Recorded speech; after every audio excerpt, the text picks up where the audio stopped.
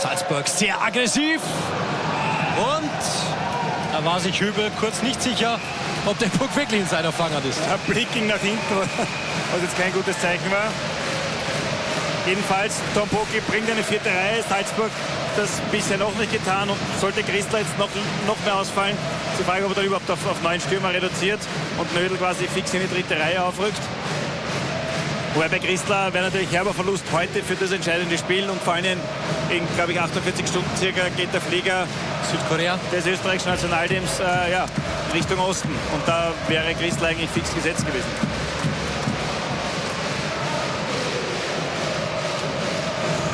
So, Nödel auf dem Eis mit Komarek und mit Thomas Raffel.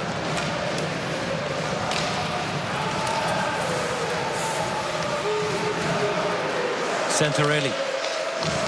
Tomassoni. Auch da gute Arbeit von McGregor. Sharp und erste gefährliche Situation von Bozen.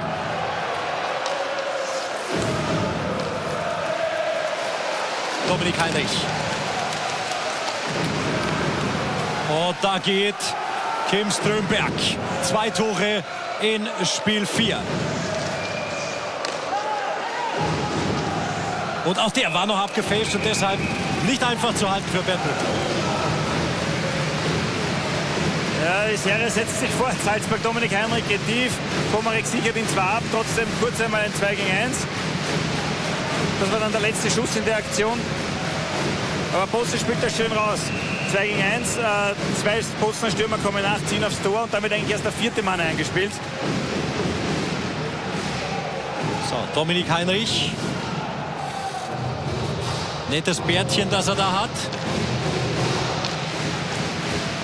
Ach, so heißt es eigentlich, wer rasiert, verliert in den Playoffs.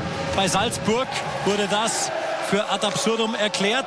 Man hat nach Spiel 2 rasiert, nämlich ist auf den Schnauzer gegangen, weg vom Vollbart und hat damit 2 Spiele gewonnen, Sascha. Wir haben uns angeschaut im Fachjargon, der Slowenenhaken, den von Dominik Heinrich da hat.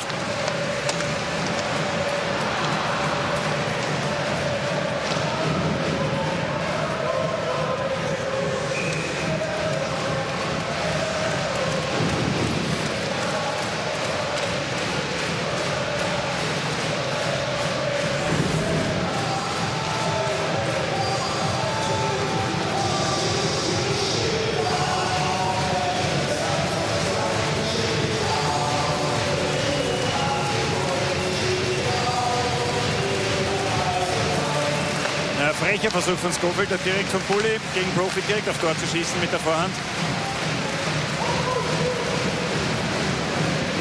Troy Milan. Das Versuch auf Joe Motzko, dennoch unerlaubter Weitschuss.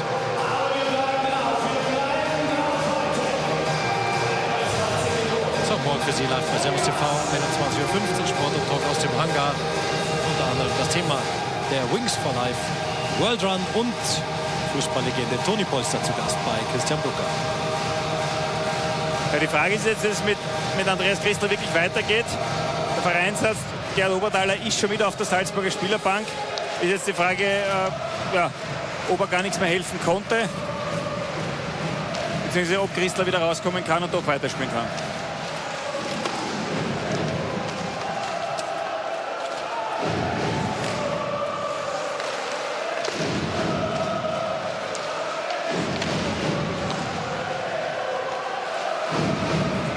Matthias Tratnik in Spiel 4 in seinem 100. Playoff-Spiel in der Liga. Matthias Tratnik am Schluss aufs leere Tor mit dem 5:3. Dies für Tratnik 7. Finalserie, die er in seiner Karriere spielt. Und die 7. Finalserie, in der er auch mindestens ein Tor erzielt. War ja ganz lustig, er hat in dem Zusammenhang gesagt, wenn wir uns an das Tor zurückerinnern, wo er die Scheibe fast bis ins Tor geschoben hat. Er hat immer kurz nach der Mittellinie, als er die Scheibe erkämpft hatte, dass ich gedacht, ich habe schon so oft beim leeren Tor heuer daneben geschossen. Ich riskiere sicher keinen Schuss, sondern ich gehe mit der Scheibe bis zum Tor. Achtung, Fahey. Marco Brucker zum ersten Mal auf dem Eis mit Nödel und mit Fabio Hofer.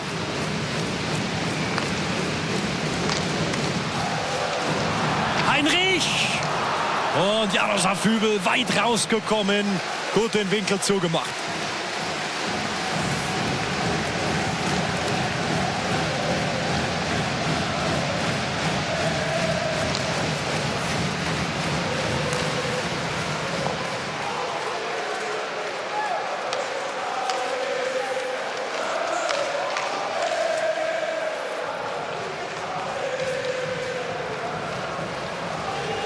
Es gibt ja immer noch, Sascha, diese mehr von Heim und Auswärts in den Playoffs. Aber wenn wir da mal drauf schauen, insgesamt gab es bislang in der Geschichte der Liga 77 Finalspiele, 35 Heimsiege, stehen 42 Auswärtssiege gegenüber. Ist das heute Auswärtsspiel im entscheidenden Spiel vielleicht ein Vorteil für Bozen? Mit der Statistik hast du mich jetzt wieder überrascht. Ich glaube, nein. Ich glaube, dass das völlig wurscht ist, weil jetzt für Bozen, die haben da super Fans mit. Die fühlen sich da jetzt, glaube ich, nicht großartig auswärts. Mittlerweile alle Vereine so professionell, dass sie einen Tag vorher anreisen. Du spielst jeden zweiten Tag, einmal in deren Halle, einmal in deiner Halle. Sie haben es vor eigenem Publikum nicht ausmachen können. Vielleicht gelingt es ihnen jetzt da, aber ich glaube, dass das neutral zu werten ist. Nödel. Schuss noch abgefälscht von La Liberté.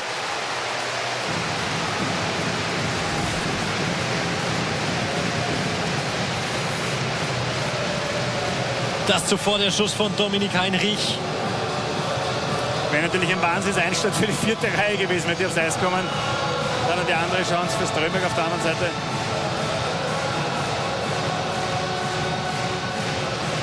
Gute Vorarbeit von Schalbohr. An den Nödel. Garrett Rowe. Dave Meckler.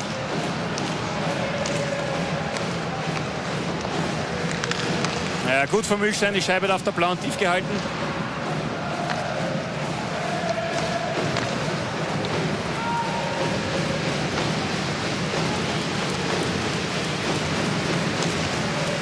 Nödel. Meckler. Auch da gut verteidigt von Enrico Miglioranzi. Garrett Rowe greift ein, holt sich den Puck. Und den hat Jaroslav Hübel.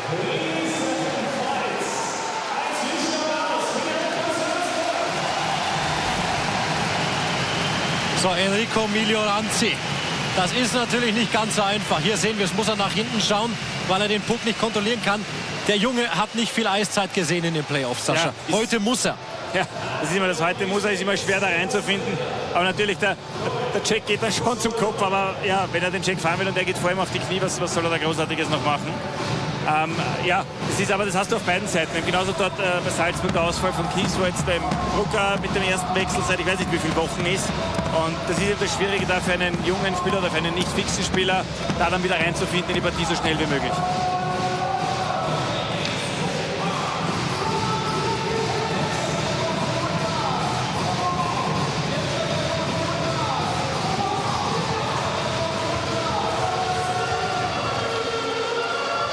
Bulli wieder nach vorne gespielt. Und die Chance für Marco Brucker. Das ist der beste Weg, ein Spiel zu finden. Gleich einmal vor das Tor hin, dort einen Check zu fressen. Und dann bist du gleich viel mehr drinnen. Marco Brucker hat ohnehin etwas aufzuholen seit 70 Ligaspielen. Marco Brucker mittlerweile ohne eigenen Torerfolg. Fabio Hofer, Matthias Tratnik. Und wieder Brucker.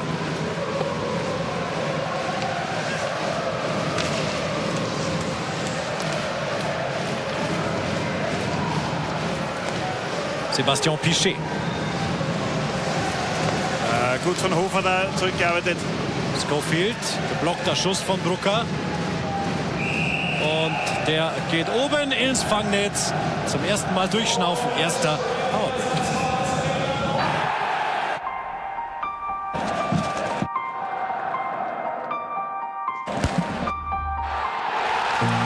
Wo immer Sie gerade sind, wir sind für Sie da. Erleben Sie Banking einer neuen Generation. Smart Banking. Mit Ihrem persönlichen Betreuer auch per Videotelefonie. Willkommen bei der Bank Austria.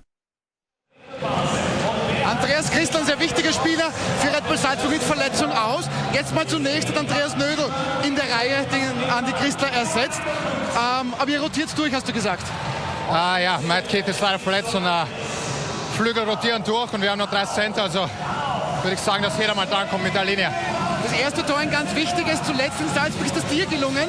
Das wäre doch heute ein wunderbarer Einstieg für dich wieder, oder? Ja, das erste Tor ist unglaublich wichtig für uns. Da können wir unser Spiel spielen, also, aber das erste Tor ist immer das härteste und schauen wir, dass wir es kriegen. Danke, Andi. Gerne. Ja, gutes Thema, erstes Tor. Wenn das erste Tor geschossen, Salzburg 7-mal gewonnen, nur einmal verloren in diesen Playoffs. Bozen, wenn das erste Tor geschossen, 8 Siege, 0 Niederlagen. Das ist eine Statistik, die ich auch vorbereitet gehabt habe, die habe ich gewusst. Darf sie interpretieren gerne, Sascha. Erste Strafe ist angezeigt gegen Bozen, wird die gehen gegen Markus Gander.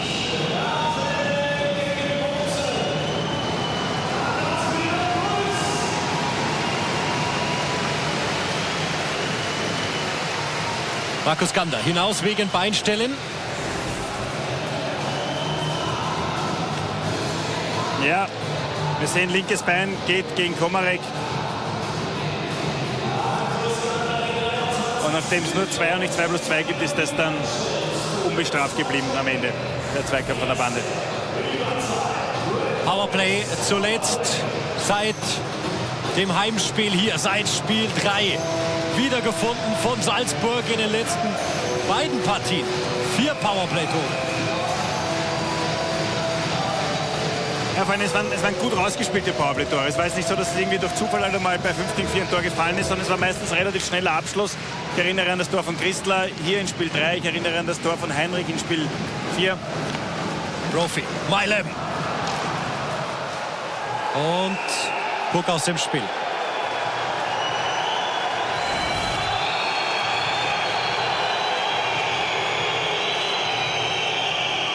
Ja, wenn wir hier noch den Schuss von Mailem sehen. Fragen wir uns, wo ist Thomas Raffel? Naja, Powerplay-Schuss von der blauen Linie, normal immer Thomas Raffel vor dem Torhüter. Das stimmt auch. Aber jetzt für mich war es ja die Frage, auch weil alle nervös zum Schiedsrichter gelaufen sind. Der zeigt aber abgefälscht, ob es nicht eine Strafe für Bozen sein hätte müssen wegen Rausschießen der Scheibe. Schöne Einstellung, wie man sehen, die Scheibe steht. Und hat niemand berührt. Meckler war nicht dran. Hat auch nicht das Plexiglas berührt. Glück Einstellung, ja, für den HCB.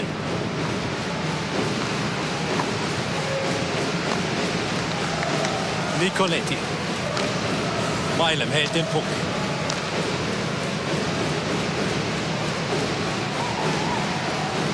Powerplay im Finale Salzburg. Jedes 4. statistisch ein Tor. Damit sind wir bei 25% und das ist ein sehr guter Wert. Und da ist schon Thomas Raffel. Von dir gefordert und schon gebracht.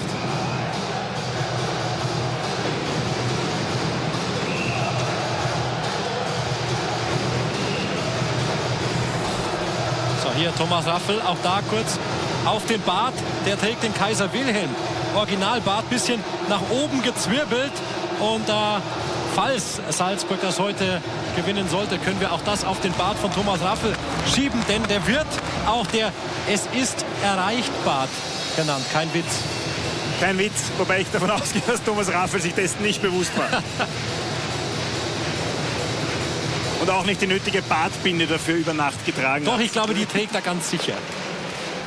Hinter den Ohren festgeklippt, dass das Ding auch am nächsten Tag wieder schön steht.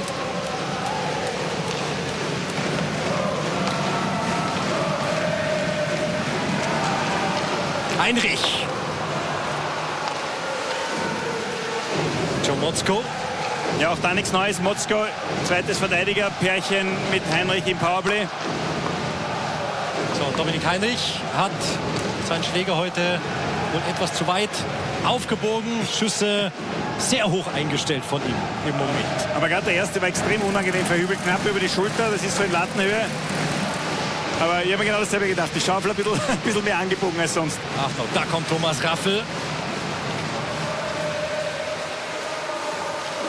4 Tore in 4 Spielen, beziehungsweise in 4 Finalspielen in Folge zu treffen in einer Finalserie. Wie das Thomas Raffel bislang geschafft hat. Das gelang erst 2 Spielern in der Ligageschichte, während wir hier nochmal Heinrichs Schuss sehen. Gerhard Unterlugauer in der Finalserie 2001 für den VSV als Verteidiger wohlgemerkt und 2009 Klagenfurt Andy Schneider.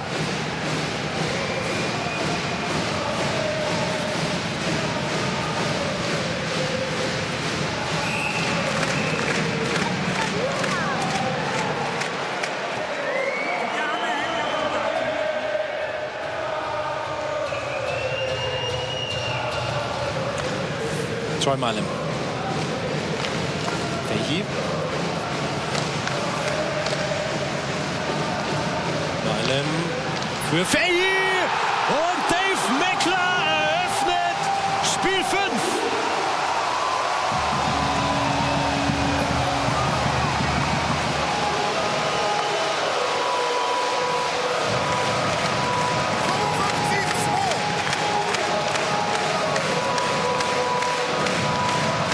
Minuten 29 Sekunden und da ist Sascha das erste Tor. Das so wichtige erste Tor. Ausgehend alles mit dem gewonnenen Vorcheck von Garrett Rowe in der Ecke. Der kriegt dafür keinen Assist. Scheibe hoch zum Verteidiger. Ich glaube, Meilen war es, der dann rüber zu Fähi.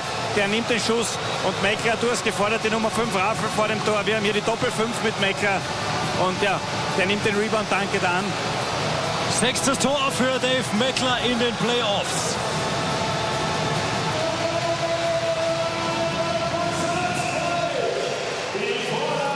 Auch da wieder schnell gespieltes Powerplay, auch wenn es über 1,5 Minuten gedauert hat während der Strafe. Aber dann Angriff, zack, zack, zack, 3 schnelle Pässe, Schusstor.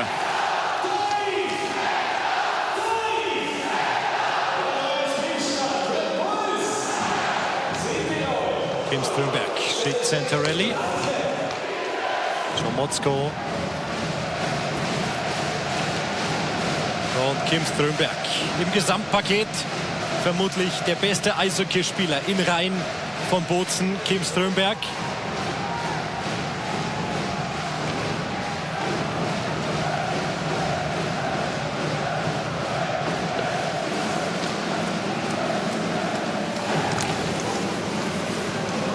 Michael Boivin.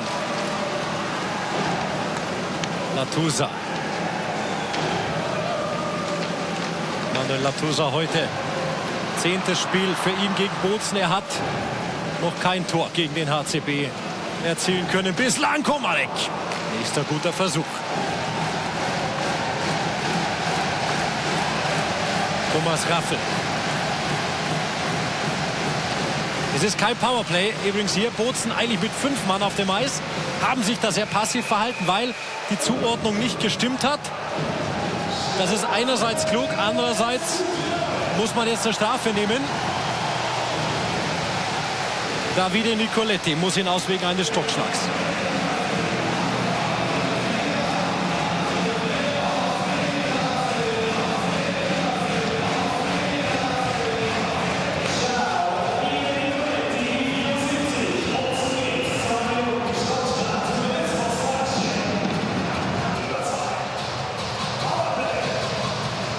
So, es kommen wieder Rowe, Brophy und Meckler in diesem ersten Powerplay. In diesem ersten Powerplay-Shift. Hinten wieder Meilem und Fähi.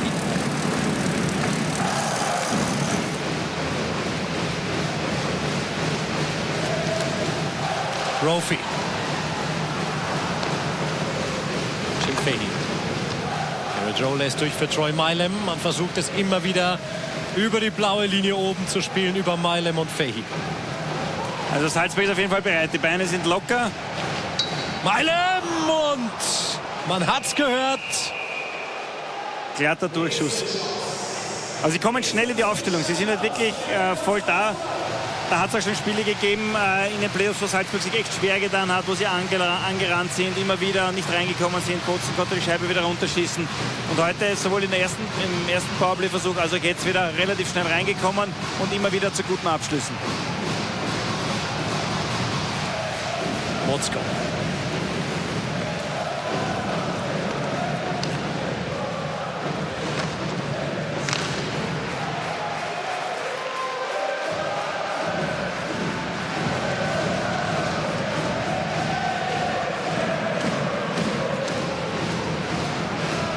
Motzko.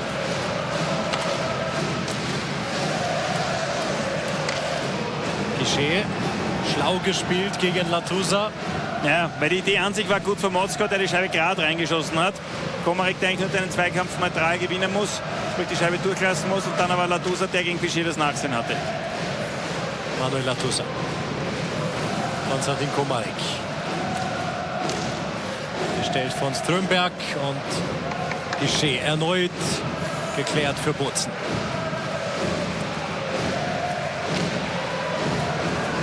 Garrett Rowe, viel Platz. Sehr viel Platz. Und Meckler da. Christler, der wieder zurück ist und hier die nächste Möglichkeit hat. Ja, mal die beste Neuigkeit, er ist wieder da. Zweitbester, er kann noch schießen.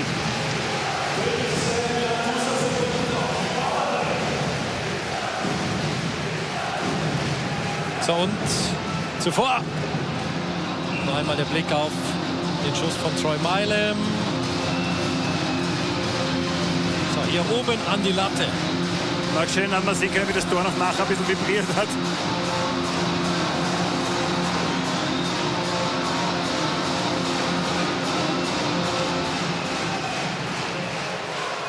Tratnik. Ist klar.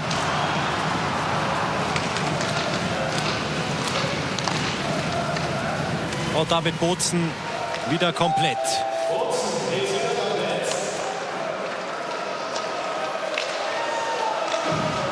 Tratnik, nächste Strafe wird kommen gegen La Liberté. Damit hat Bozen wirklich ein Problem. Man nimmt definitiv viel zu viele Strafzeiten.